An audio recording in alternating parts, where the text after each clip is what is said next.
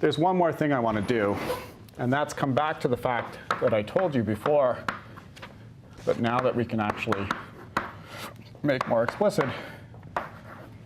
And that fact was when we were talking about currents and integrating out off-shell particles, we saw that you start with these guys, you start attaching them, and you end up with a Wilson line. I'd now like to make it obvious that that kind of manipulation always is true, that we can always get rid of this field and put it in terms of a Wilson line. And the notations that we've introduced are going to allow us to do that. So let's have a little aside on that fact. So if you are in momentum space, the Wilson line has an equation of motion, or a defining equation if you like. It's this. This defines the direction that the Wilson line is along the n-bar direction. And the x and the minus infinity are telling you what the endpoints are. So this is the defining equation. You can look back at Peskin if you want to see how that all works. And that's the defining equation in position space. But we've just advocated for a kind of momentum space notation. So what's the corresponding equation in momentum space? It's pretty simple. If we go over to our momentum space Wilson line, we just go over to our momentum space covariant derivative, and the defining equation is this.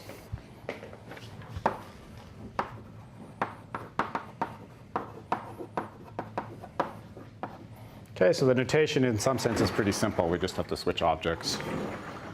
If we write out what that derivative is,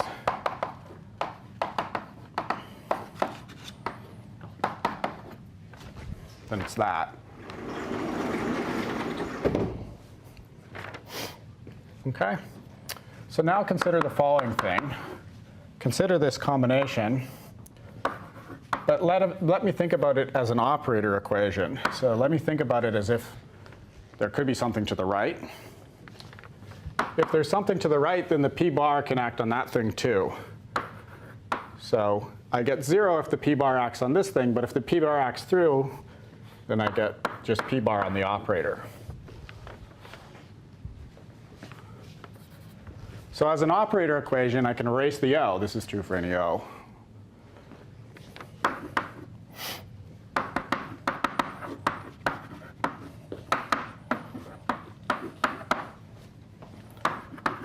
And we have this operator equation.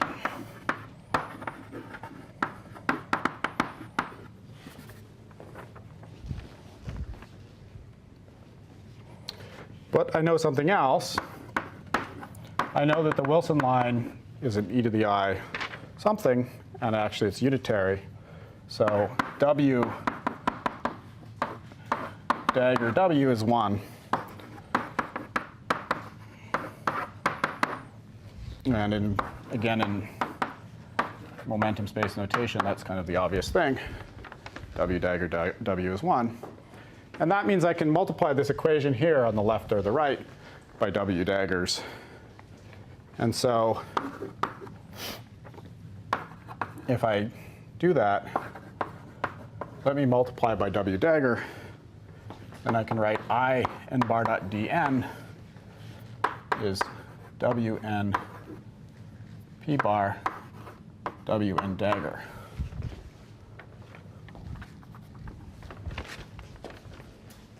So the gauge field G n bar dot an, because of gauge symmetry, it's always going to show up in the covariant derivative.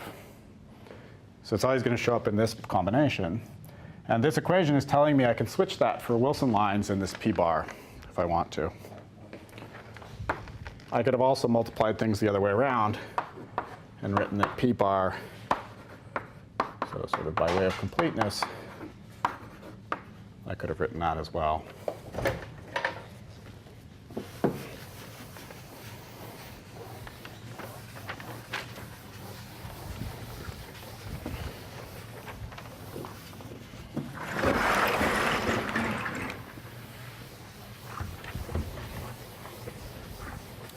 It's also easy to convince yourself of the following.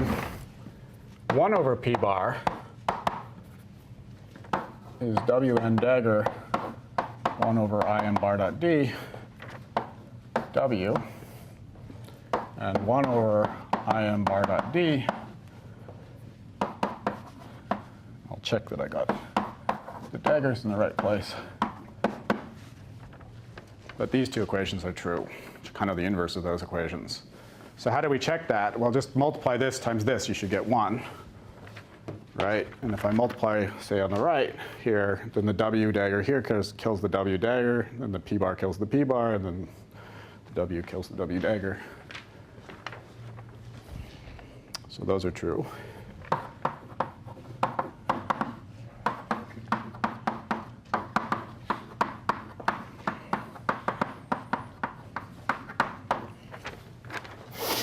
And so we can put this into the Lagrangian if we want. And we can do what I said, that we can actually, if we want to, get rid of the M bar dot A field for the collinears, write it in terms of Wilson lines. And we'll use this from time to time when it's convenient. If we used it in the Lagrangian becomes this thing.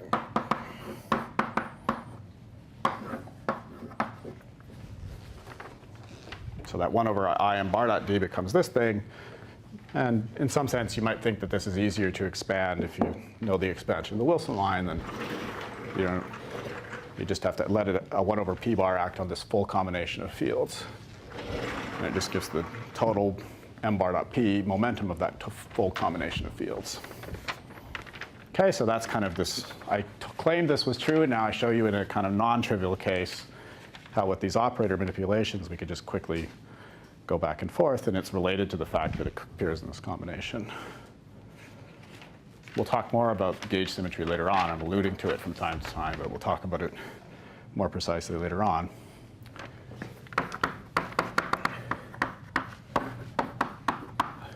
We have to do this story for the collinear Gluon Lagrangian. And much of this is just repeating what we've said for the quarks, for the gluons. And once we know how to write down the covariant derivatives, then it's actually not so complicated. And there's just one little complication that we should be careful about, which I want to emphasize to you. And so we'll go through it. Let me write the Lagrangian in QCD in terms of traces. And let me use a general covariant gauge. So this is a general covariant gauge fixing term, which we call the gauge parameter tau. And then we have some ghost fields as well. And of course, G mu nu is the usual G mu nu A T A. And that's my sign convention, commutator of two derivatives with the I over G. So we do the same steps to get SET. And so really, do we just have to take, if you think about writing all the G's in terms of D's, we already know how to split the D's in terms of ultrasoft and collinear parts. And so that's what we do.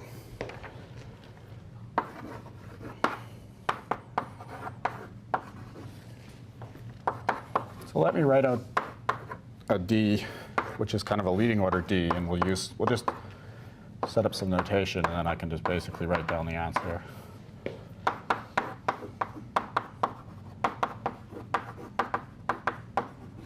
So let's set up a curly D that has all the sort of pieces that will survive at leading order.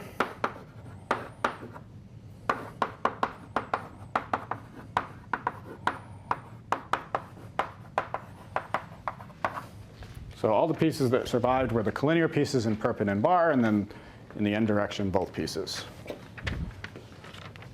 And effectively, I'm just changing all the regular Roman Ds in my gluon action into these curly Ds, and that's almost the entire story.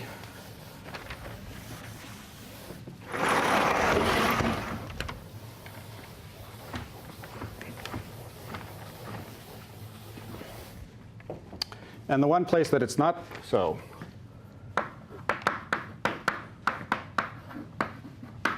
So from a kind of power counting perspective, once you take into account that when you dot things, right, n's are always dotting within bars, so it's this times this, so this is lambda squared, this is order lambda 0, this guy dots into himself. So you get lambda squared there as well. So for power counting purposes, when you start squaring things, they're all going to be homogeneous with this setup. So basically, that's what I'm saying here. And then there's one complication, and that's this partial derivative. Well, there's two partial derivatives. There's one there, and there's one there. So this is in the gauge fixing terms. These terms are both related to the gauge fixing. And in those terms, actually, I want to make them covariant. So let me define one more thing. I want to make them covariant, but I want to make them only covariant under the ultrasoft part of the action.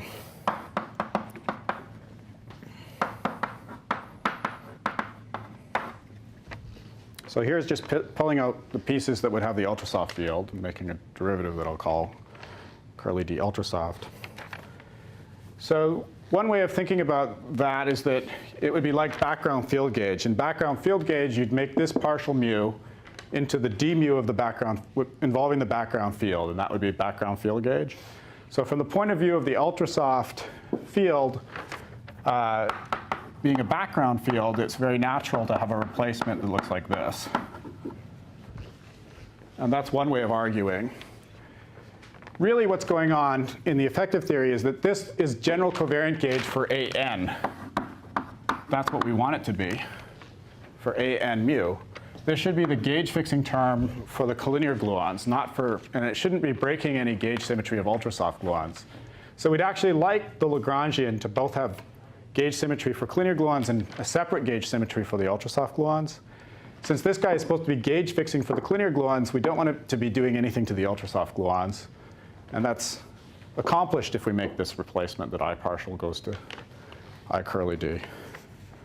All right, so we could write out what LCG 0 is, but it's just these two replacements. Since we're out of time, I'll just say that.